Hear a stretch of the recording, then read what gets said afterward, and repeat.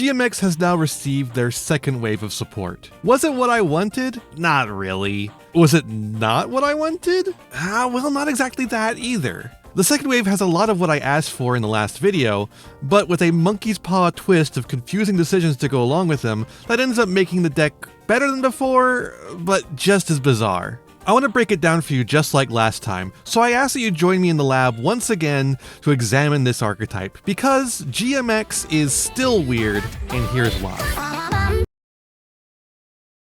If you're watching this video, I'm going to assume you've already seen my first GMX video, or at least understand the first wave of cards and why they do and don't work. With that in mind, we'll start off by dissecting the new wave card by card. Let's start off with the monsters. Salandia is a warrior like Saland, but for some reason is a level 5, so you don't get double duty on Rhoda. If you draw Saland and Rhoda, you're out of luck. An attempt to balance the card, or an attempt to spite me personally. You decide! Don't worry about normal summoning it though, because you can reveal it to special summon any GMX or Dino in your hand, which will almost always be her since she's a level 5, unless it's in Genesis format. We'll get back to that. By the way, at this point I'm pretty sure that Saland is supposed to be a twink and not a woman, but I refuse to back down on the she-her pronouns. When she's special summoned, including by her own effect, you can special a level 4 or lower Dino or GMX card from hand, grave, or banishment. A fine effect, but I legitimately don't think it would be too crazy if you could grab them from the main deck too.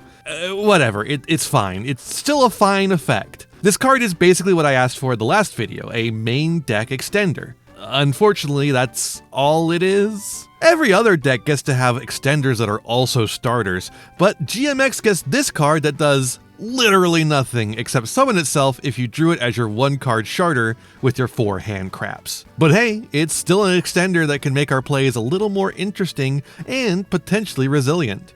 So whatever. Beware though, in formats without link monsters, like Genesis, this fucker is just gonna languish on your field after you summon it. Since it's the only 5 in the deck, there's very little you can do with it Xyz-wise, and there's no tuner in the archetype to sync with it. It's just fusion material, if you have enough fusion effects to get it off the field. It's just a real board clogger. GMX Suppression Squad I will not be so kind to. While it is able to summon itself if you already control a GMX or dinosaur, it doesn't do anything else? Okay, that's not entirely true. It can do some really cool things extremely conditionally. It targets a monster on field and then excavates cards until you hit a dino, which is then sent to the grave to make the target a dino as well. This is a foolish burial of a dino, which actually recently got a new card that would love to be sent to grave to search you Ultimate Conductor Tyranno or some other large dino that it could maybe summon for free. But, as we discussed last time, you're going to have trouble guaranteeing you hit the card you want, and not the card you want to search instead. Meanwhile, the actual main effect either fixes the board for you if you're lacking in Dino Fusion material, which is even more at a premium now with even more main deck GMX cards that aren't Dinos, or it can set up a Super Poly. That's not awful, I guess, but again, the usefulness is conditional. Conditional usefulness is hard to justify in the modern format, even in Genesis format. Decks just aren't conditionally useful anymore, they are all useful. But GMX Suppression Squad is also just an easy level 4 extender that can become a dinosaur, meaning you can use it as 1/2 of an Evolsaur. So you might be running it just for that. That's literally the entire reason I'm running it. We did get new fusions just as I hoped, but they don't exactly help in the way that I hoped. Evolved Danine, not the fusion of Saland and Danine that I expected, is also unlike anything else I expected. It's another searcher. On summon it searches a GMX card. Maybe that's necessary now with more cards entering the pool, but the deck doesn't really seem to lack for searching. Considering the fusion needs return Danine as material specifically and a dinosaur instead of a GMX card, it may seem a bit too much of a hassle to bother with, but there are 2 things of note. The second effect lets you summon it back from the grave every time you do a GMX excavation effect, thus proccing the search effect again, and also giving you the body for fusion material. If it's already on the field and you excavate, it can also offset some of the life points you're losing, and it can do both of those every single turn. This makes the card a really cool way to offset some of the cost of the excavation gimmick. It's just a shame they had to print a separate card to do that instead of making the cards better to accommodate it instead, but here we are. The second point would be that while the specific material makes it hard to make Evolved Danine with our available fusion options, it does give the deck access to fusion deployment to get more access to Danine. Unfortunately, Danine needs to be summoned by monster effect to activate, so I guess fuck us for trying. If you happen to have a Dino card in hand for fusion material, you can make something happen, but then we're straying into 2-card combo territory, a dangerous place to be. Oh, one last thing. The level 6 actually does matter, because in the theoretical build that involves Chaetoptera, which I had already been testing around with even before the new wave, Hornsaurus and Evolved Danine can make Evolzar Lars. Danine's material requirements make it pretty awkward to have both Hornsaurus and Danine on the field at the same time, but could Lars be worth it?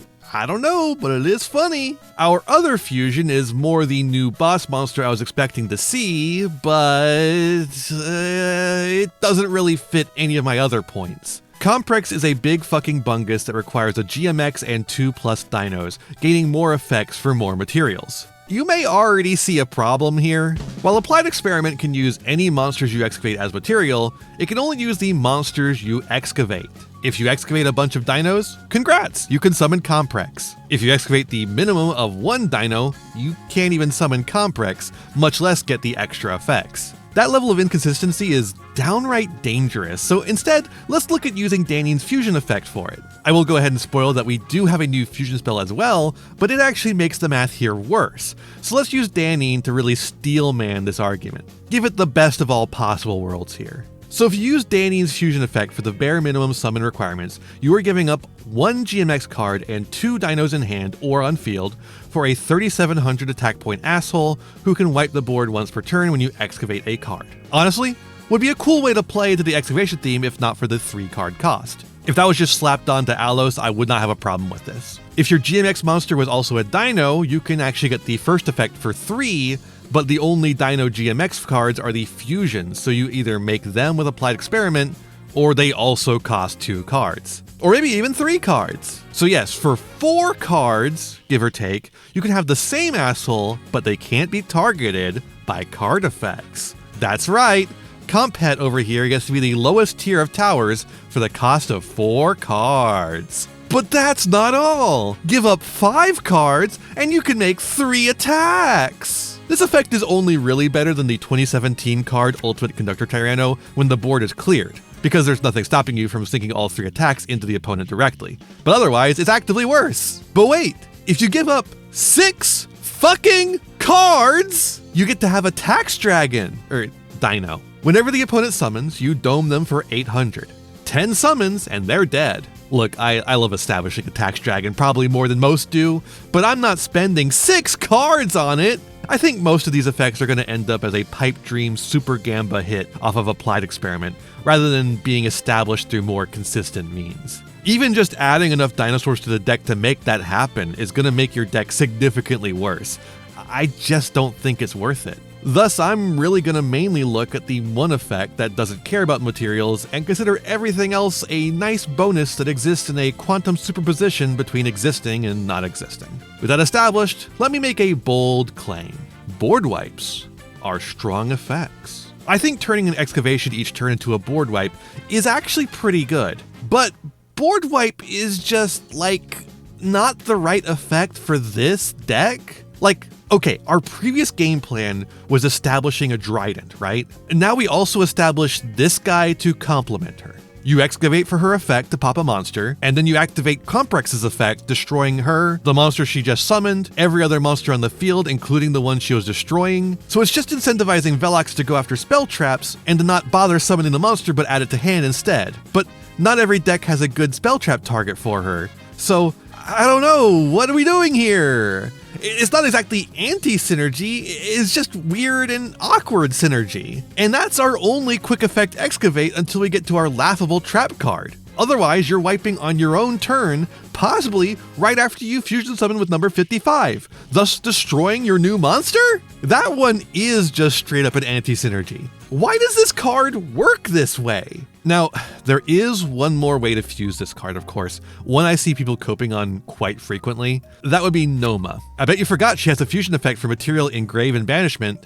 Because of that, she is probably the most resource-efficient way to make Comprex without relying on Applied Experiment somehow hitting all the dinosaurs that you need. 3 problems though, and you know it's a bad one when I say 3 problems right off the bat. 1, because GMX is adept at summoning monsters from the grave and banishment, returning monsters to the deck is still going down on card advantage, just in a less painful way. 2. As always, how and when are you summoning Noma? The exact same problem from the first wave.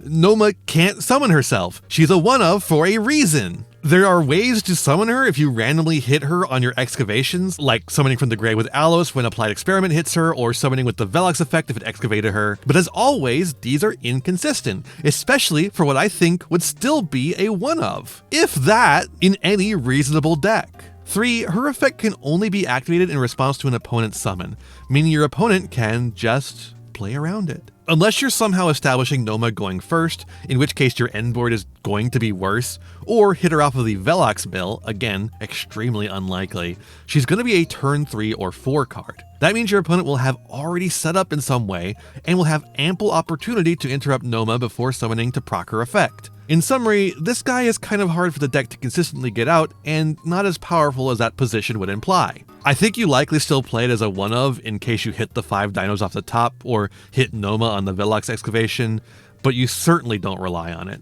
It's a lucky happenstance if it comes up, which is not really helping the deck on the grand scale. Alright, now let's look at that new fusion spell and see what it adds to the table. GMX 55th Experiment Report is a quick play spell that lets you fusion from hand or field. If your opponent controls a monster, you can also use a GMX monster from the deck, which means if your opponent controls a monster, all you need is a dinosaur, which you play less of than GMX cards. And the GMX cards are really searchable, while the dino cards aren't, really. Hey, remember how I warned that Danine being a separate archetype from the GMX cards would screw us over in the last video? Here's the payoff! If Danine was a GMX card, this effect would be incredible. As is, I'm actually more interested in the quick play fusion aspect than the Shadow fusion aspect, which sounds fucking insane. But yeah, it is a quick play fusion that doesn't restrict what phase you use it in. So that means we can dodge effects, and we have even more OTK tools. This deck sure can close out a game, if it survives that long. The card also has one more effect that's like a sick comedy joke upon me, specifically.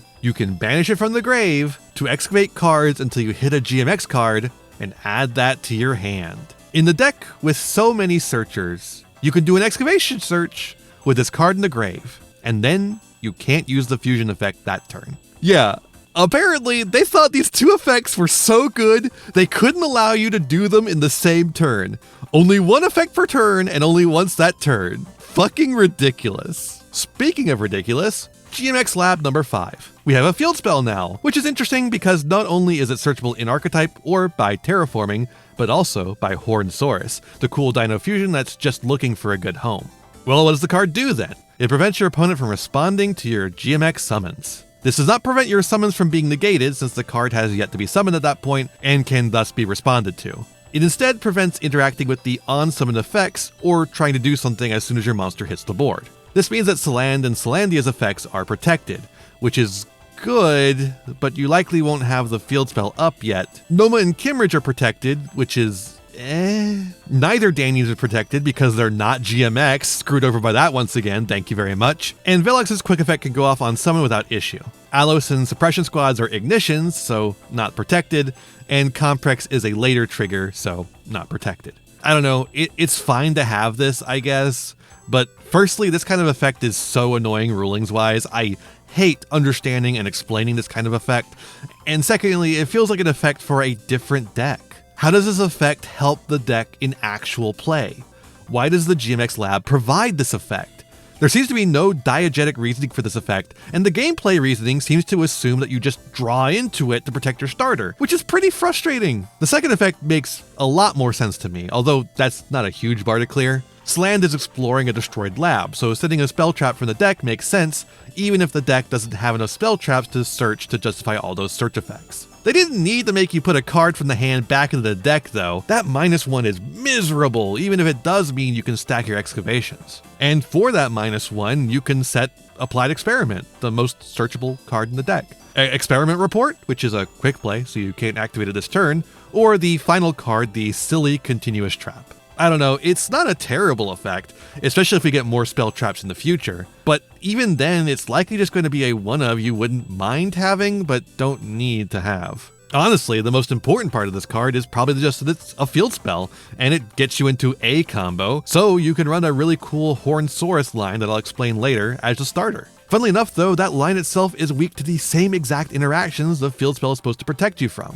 Oh well. Okay, last card, and in fact, the least card as well. Well, it might be better than Comprex actually, it's hard to say. Anti-GMX Final Experiment is a continuous trap that you can only activate if you control a GMX monster, which means it must be a powerful effect. Once per turn, your opponent activates a monster effect on the field, but not in the damage step, you can excavate the top 5 cards of your deck, and if you find a GMX card, you can negate the activated effect and then place the activated cards basically wherever you want. That's right, if you control a GMX monster and have a GMX card in the top 5 cards of your deck, neither effect being inclusive of dinosaur cards like previous excavation effects were, you get to negate a single activated effect of a monster that is currently on the field, and I guess kinda stack the deck. What the fuck is this? That's the only effect it has too, no grave effect. Instead, it stays on the field to be used once every turn, which I guess is the reason why they made it so bad. Like, Unbreakable Ixie's Barrier, for the cost of having one of an entire summoning mechanic on board, is an Omni-Negate that can also pop a card, and can also attach a material to an Ixie's by banishing itself in grave, and also is searchable just like Anti-GMX. The only benefit this card has over Ixie's Barrier is staying on the field and kinda stacking the deck for our excavations and draws. This makes it feel like a card made for a format that doesn't exist in any official capacity. A format that goes on for double digits of turns, where a negate every turn and slowly sculpting your deck could help you control the game. But there's no official format like that, and GMX isn't the control deck to take advantage of that, even if there were. Plus, all those search effects we have are just gonna fuck up the stacking. Much like the field spell, there are aspects that feel like GMX, but as you think about it more, you wonder why the fuck they made this card for this deck. So, where does Wave 2 leave this deck?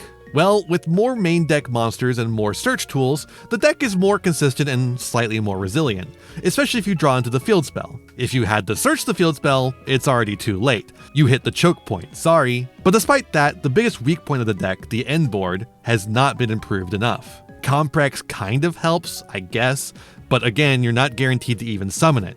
If you do summon it, it might not have the Towers effect, and it's very unlikely to have the Tax effect. And since you only have 4 fusion effects for 4 fusion monsters, if you make Comprex with anything other than the whack-ass Noma fusion effect, you're going to be missing out on better cards. Final Experiment requires you to use one of your spell trap searches on a card that maybe does something. Say what you will about Velox's Dryden effect, and I have, but at least it always works. Sometimes it kills you, but the monster does at least die too. Final Experiments doesn't kill you, but sometimes it just doesn't work. I don't know why it has to be an either or on that, but that's apparently where GMX is at. So our end board has gone from easily interrupted Dryden with random bonus effects pass, to slightly harder to interrupt Dryden with random bonus effects, plus a maybe negate, plus a maybe a board wipe when you Dryden or try to negate, that's maybe a Towers and maybe 3 attacks of the Crackback and maybe a Tax Dragon. That's too many maybes! And this has also come with a significant increase in the engine size. Adding in the bare minimum Salandia, Report, and Field Spell, even at Singleton, is a whole hand trap playset gone, and the extra deck is now 2 monsters tighter than before. That isn't necessarily a problem, but if we're going to increase the engine size like this, I'd like to see a bit more impact from the added cards. This isn't tier limits where the power of the deck makes it worth going all in and eschewing non-engine. We still need non-engine to have a shot of winning the game. And yet, here we are, slowly creeping it out of the deck in exchange for cards that still don't win the game. It's madness! Honestly, it feels like the upcoming card Magical King of the Swamp is going to make more of an impact on the deck than a good portion of these new cards do. Although, only because we now have the field spell. You see, Magical King of the Swamp can banish a Kaitoptera from the deck to become Kaito on the field, which then summons the Kaito, who can search Polymerization for a 1-card Horned Source, which can then get us to our field spell from deck to access our powerful spell traps, and also give us an extra Dino Normal, which is helpful for Overraptor hands. This does require a couple of garnets, Kaito being a hard garnet, but GMX is always looking for more dinos in the main deck, which can then be used as fusion material with Applied Experiment, and then banished and summoned by UCT later. So I think it's fine to play a couple. The biggest drawback to me is honestly that Magical King is not a GMX or a dino. It's 3 more cards that hit you for 400 off of Applied Experiment for no gain, but the amount of consistency it adds offsets this pretty well to me. This is especially true in Genesis format. Since last video, Konami has reduced the points on Misk to 67, haha, to pair with a 33-point Fossil Dig. But if you're going to play that many engine points, you might as well play a good deck instead. Hell, there's better decks that have way less engine points that Misk alone has been saddled with. But the new cards in Magical King of the Swamp give you enough of a boost in consistency that you can actually drop Misk and Fossil Dig and go all in on powerful pointed endboard pieces like Lars, which can of course be made with Horned Source and Evolved Danin, or insane non-engine like Droll, which is somehow less points than Ash Blossom now. We don't have a ton of room for non-engine now with all these new cards, but it's enough for Droll and a few low-pointed cards to slip in. This is of course assuming Magical King of the Swamp gets 0 points, but that feels reasonable to me at the moment. If it does, I actually feel pretty good about where GMX is in Genesis format. It's too inconsistent to be top tier, I think, but it puts up something basically every hand, and some hands actually produce something downright impressive for Genesis format. It very well could have a place on the periphery of the meta, sneaking wins here and there with targeted non-engine picks. Otherwise though, the deck just hasn't really fundamentally changed from last time. Basically every option I told you about last time is still here, and about as good as before, with the caveat that you can give up non-engine and extra deck space for more consistency tools, and maybe slightly more end board. Or you could just run it the same way as before. Nothing says you have to play the new cards. I'd probably play at least a few though. The new spells are really nice, and Comprex as an option is certainly funny, and helps close out games. The trap card sits on your field and negates probably more often than not. I don't know, I haven't done the math. Solandia and Suppression Squad are searchable extension that can be good Ixies or link material. Evolved Danin is awkward to get to, but a search and a recurring body that saves you from death is nice when you can get it without screwing yourself over. There's even a couple of new options that are open to the deck by these new cards. The first is thanks to Solandia's awkward level. It's a 5, so of course you could do a Canine package. Izuna into Ripper is of course a powerful interaction, and Ripper's Search can get you into Yokul or Lantern, both of whom can summon out your Solandia from hand or grave respectively, and then proc his effect to summon. This still doesn't start your GMX plays, but does play into them at least, while also giving you the power of Canine. Might even be worth considering in Genesis format, but that's a big might considering the point cost. The other option is the ever-splashable Fiendsmith, which was already a popular include from the first wave, but now the deck has easy access to 2 level 6 fusions to help make rank 6 monsters. Otherwise, it's just that GMX still doesn't lock you at all. You can just play whatever you want with GMX if you can fit it in there, same as before. I genuinely don't know what to say here. The new cards help, the deck does a lot of stuff, but none of that stuff it does wins the game. It's too fair for a modern metagame, I think, but still too full of modern design principles to really fit into older formats either. A deck out of time, just like the dinosaur-human hybrids that Kimrich created. Is that ludonarrative harmony? Discuss in the comments. And I don't even care about the new story details. The story of Wave 2 seems to be they do a fight. Kimrich turns Alos, unleashes a stronger final form of Comprex, and then Saland just throws a number 55 formula into its mouth, and that's it. Fusing Saland and Danin would have at least been interesting, but no, Danin just gets bigger, and Saland adds an A to the end of her name for some inexplicable reason.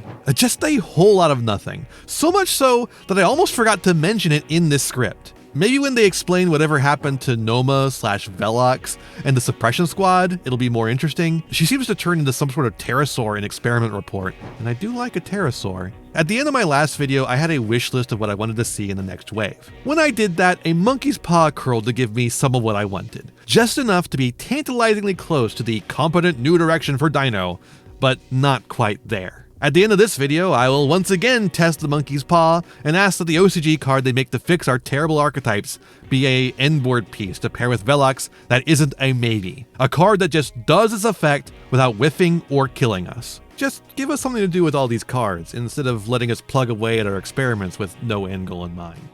Thanks for watching. Hey there, thanks for watching. I hope you enjoyed this video. I got a lot more for you if you want them. Just hit that subscribe button and ring the bell to get notifications. I'd also appreciate if you left me a like and a comment and maybe shared the video around with your friends. You can also follow me on all the usual social media sites and find my other YouTube channels and Twitch channel by checking out my website in the description below for all those links. My videos are funded by my patrons, Ko-fi subscribers, and YouTube members whose names you'll see scrolling by in these credits here. For just $1 a month, you too can find yourself here, trapped in my end screen for all eternity, among other benefits. In particular, I'd like to thank Jeremy Coatney, Frog Prince Michael, Beastsman, Beelzis, Fleekill, Fire Mizumi, Golden Nova, Haru Hayes, Squish, and the almighty Ferret Lord. A big thanks to all my other patrons and to my little community as a whole. Remember to be kind to yourselves, be kind to others, and have a wonderful, whatever time it is for you. Bye!